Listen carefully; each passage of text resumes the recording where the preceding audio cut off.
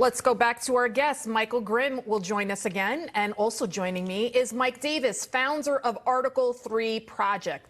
So, Mike Davis, I want to ask you first the question. Let's talk about Joe Ziegler. Let's take a look at his resume. He's been with the IRS for 13 years. He said he's a Democrat who simply wants to do the right thing. This is not about politics.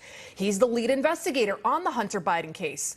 Also, Gary Shapley, the other whistleblower, he's been with the IRS 14 years. These are two veteran agents with amazing records. So what's the left's excuse? How are they going to kind of parlay this and smear the two of them? Because you know that's what's next. Well, that's a very good question, because these two whistleblowers are very brave to come forward, and they're doing it for the right reasons. They have nothing to gain by doing this and everything to lose. And it's amazing that they're doing this, because this is so much corruption within the Biden Justice Department and an IRS. They are covering up millions and millions and millions of dollars of corrupt, illegal foreign payments to the Bidens. And it's pretty clear that President Biden is compromised by these foreign payments, and his son Hunter was his bagman. So, Michael Grimm, you're a former FBI agent.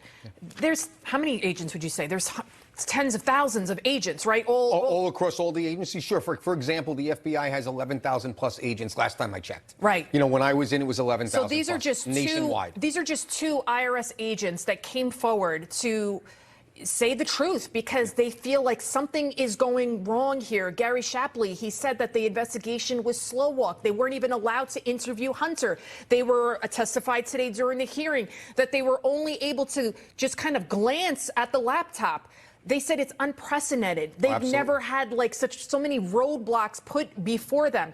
How many other agents do you think there are out there have experienced the same thing, and they're contemplating whether or not they should come forward? I would say at this point there's probably 20, 30, maybe 40, 50 agents when you include the January 6th investigation, the investigations into Donald Trump, all of these different investigations that many of which were bogus investigations. You have to have 20, 30, 40, 50 agents that have had to take a step back and say, what the heck is going on with our agency?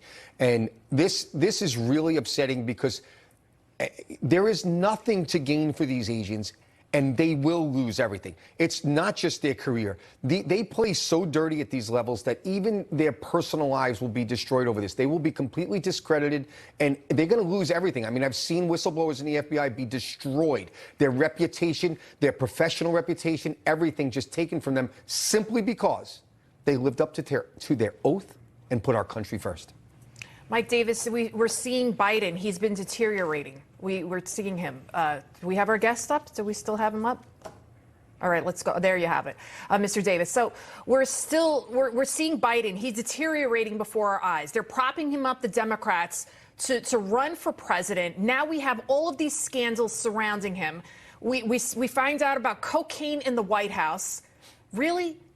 How can Democrats actually say, by looking us straight in the eye, that they actually care about democracy and care about this country? All Democrats care about is power, and that's very clear that they have this corrupt, compromised president of the United States. He's clearly compromised by, up to $30 million in these foreign bribes and other foreign corruption, according to House Oversight Chairman James Comer. This is unsustainable. We cannot have a president who's compromised like this. And it's very clear that the next step that needs to happen here is the House needs to open impeachment proceedings, at least with Attorney General Merrick Garland, U.S. Attorney David Weiss, and probably others, because they are clearly covering up for Joe Biden, their boss, and his bagman son, Hunter. And meanwhile, the media is simply too busy. They want to praise the guy who's investigating Trump, Special Counsel Jack Smith, for getting a Subway sandwich. Turns out even Jack Smith can't resist a $5 footlong. That's according to what we see right there, new and exclusive CNN video of the special counsel at Subway. What is important is the imagery here. They clearly wanted us to see him. He stood in line just like everybody else. And I couldn't tell whether it was a foot long or was it a 6-inch sub. Jack Smith going to Subway today is a message to Donald Trump. What is that message? I don't understand how him standing in line. What's he supposed to do? Come in and grab the sandwich? Well, I mean, actually, if you think himself? about it, though, that's how desperate this is. The charges are so ludicrous. They have to focus on where he went for lunch and him being a regular guy eating a Subway sandwich. That's the only thing I can think of here, because it's absolutely ridiculous. So, but when you look at the charges here, they're absurd. Any good lawyer would sit down and say this can never be proven because there are no facts to support this. It's bogus allegations. So what are we going to focus on? How great this prosecutor is, who, by the way, does not have a very attractive resume. He's been overturned. He's had all these problems with his cases in the past. So I think all they can do is focus on, again, the shiny little object. Don't pay attention to the facts and what's really going on, and that this is a bogus investigation and it's clearly a political persecution. Let's focus on what he's having for lunch. I know, exactly. And then Mike Davis, your response. So Jack Smith is a disgraced prosecutor who Merrick Garland's brought back from exile in The Hague. Jack Smith was overturned 8-0 by the Supreme Court. It would have been 9-0, but Justice Scalia passed away for his bogus political prosecution of Virginia Governor Bob McDonnell, a potential Republican presidential candidate in 2016.